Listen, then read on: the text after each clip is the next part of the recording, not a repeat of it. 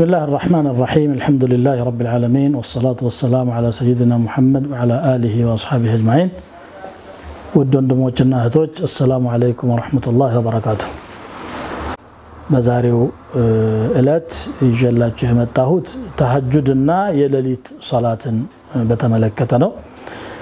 ተሐጁድ ማለት በቋንቋው ትርጉሙ እንቅልፍ ማጣት ማለት ነው። ተርኩል ሁጁድ ምኝታን መተው ማለት ነው።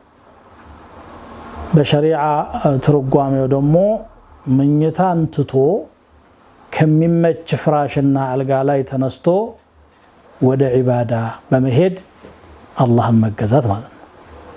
ዋነኛው ነብዩ ሰለላሁ ዐለይሂ ወሰለም ሌሊት ይሰሩት የነበረው ሶላት ነው። አላህም በቁርአን አዟቸዋል። በሳቸው ላይ እንደውም ዋጅብ ነው ይላሉ ዑለማዎች።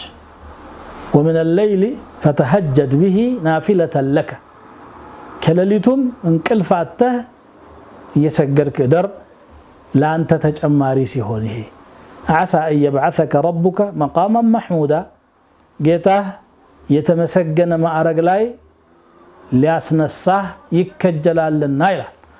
የተመሰገነ ማዕረግ ማለት ነብዩ ሰለላሁ ዐለይሂ ወሰለም يوم القيامة ለመላ የሰው ልጆች فصل القضاء ወይም ፍርድ ውሳኔ እንዲሰጥ የሚያደርጉት መሸምገል ነው። ሸፋዓ የሚባለው ማለት ነው። ይሄ እንግዲህ የሳቸው ስራቸው ይሄ ነው። ሌሊት ቆመው ነው የሚያድሩት። አላህ በቁርአኑ አዟቸው ያ አዩሃል ሙዘሚሉ ቁም الليل አላቸው። አንተ ተሸፋፋኝ ሌሊት ቁም አላቸው። ኢላ ቀሊላን ጥቂት ብቻ ታርፍ ካልሆነ በስተቀር ንስፈሁ ግማሹን አው ወثلثه ወይም አንድ ሶስተኛውን ቢያንስ ቁም አው زيد عليه ويጨምርበት ወይ ቀንስልና ورتل القرآن ترتيلا نصفه وثلثه ከዛ ቁርአንን ቀስ ብለህ ረጋ ብለህ አንብበው ይላል። አነባበቡንም ጭምር ነው የሚነግራቸው። ስለዚህ ተሐጁድ ማለት ሌሊት ቆሞ ሶላት መስገድ ማለት ነው። በሌላ አጠራሩ ሶላተ ሌሊት ተብሎ ይጠራል። ተሐጁድ በነገራችን ላይ በሁሉም የአመቱ ቀናት የሚሰራ ዒባዳ ነው። ሁሌም ነብዩ ሰለላሁ ዐለይሂ ወሰለም 11 ረካዓ አዘውትረው ይሰግዱ ነበር። አንዳንዴ 13 ያረጋሉ። አልፎ አልፎ ወደ 7ም የቀነሱበት 9ም የሆነበት ሁኔታ ይኖራል። በአብዛኛው 11 ረካዓ ሁሉ ጊዜ ነው የሚሰግዱት። በረመዳንም አይገደብም። በተለይ ደግሞ ከረመዳን 10 አልአዋኺር ላይ ቅርብ ጊዜ የተጀመረ መካ አካባቢ ላይ 10 አልአዋኺር ኢዕቲካፍ ያደረጉ ሰዎች ተሐጁድ ብለው ስለሚሰግዱ ተሐጁድ የረመዳን ስራ መስሎታል ሰው። ይሄ ስተት ነው። ተሐጁድ ሁሉ ጊዜ የሚሰራ ነገር ነው። ሰሃቦች ረضوانላሂ ዐለይሂም አላህ በቁርአኑ ሲያወድሳቸው ተተጃፋ ጁኑቡሁም عن المضاجع ይላል። ጎኖቻቸው ከመኝታዎቻቸው ይርቃሉ። يدعون ربهم خوفا وطمعا ጌታቸውን ያመልኩታል ወይም ይለምኑታል በመፍራትና በመጓጓት መሐከል ሆነው። በአንድ በኩል ረህመቱን ሲከጅሉ በሌላ በኩል ደግሞ ቅጣቱን ሲፈሩ በዚህ ስሜት መሃል ሆነው ነው የሚሰግዱት። ዝም ብሎ ቁርአኑን ማንበብ ጎንበስ ቀና ሳይሆን ልባቸውን በደንብ ለአላህ በርከክ ብሎ ወረድ ብለው ያደርጉታል። ይሄ ተሐጁድ ተብሎ ይጠራል ማለት ነው። ረመዳን ውስጥ የሚሰገደው ተራዊህ ከተሐጁድ የሚለየው ከመኝታ በፊት በመሆኑ ብቻ ነው።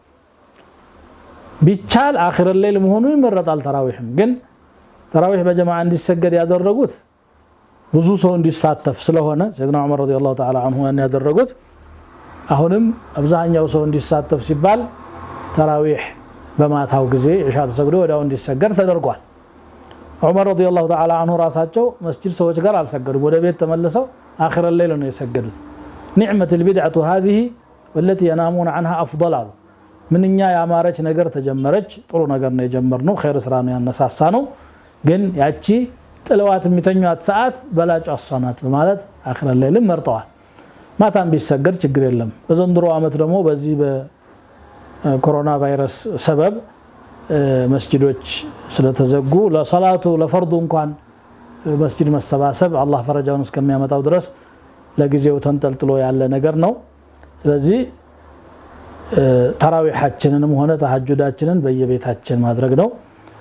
ስናደርግ ያው ቤተሰቦቻችንን ሰብስበን እየሰገድን እናሳልፋለን ግን ከረመዳንም ውጪ ሁሌም የሚሰገድ መሆኑን አስበን አቅም በፈቀደ በትንሹ 3 ረካ እየሰገድን ወትራችንን ማለት ነው ከተቻለ ደግሞ ጨመር አድርገን ቁርአን እያነበብን ማሳለፍ ይተበቅብናል ይሄንን እንግዲህ አላህ Subhanahu Wa Ta'ala ነብያችን ሰለላሁ ዐለይሂ ወሰለም እና ሰሃቦቻቸው ሲተገብሩት አመሰገናቸው إن ربك يعلم أنك تقوم أدنى من ثلثي الليل ጌታህ እኮ ያውቃል ወደ 2/3ኛው የሌሊቱ ክፍል ያህል ቆመህ እንደምታሳልፍ ወንስፈሁ አንዳንዴ ግማሹን ወثلثه ሌላ ጊዜ ሲጠና ደግሞ 1/3ኛውን እንደምትቆም ያውቃል አንተ ብቻ ሳትሆን وطائفة من الذين معك ካንተ ጋር ያሉ ጀማዓዎችም የተወሰኑ ክፍሎች ቆመው እንደሚያድሩ አላህ አይቶላቸዋል አለና በጣም ራሳቸውን ስለጎዱ አዝኖላቸው ምን አለ فقرؤوا ما تيسر من القرآن ከቁርአን የተገራላችሁን ቅሩ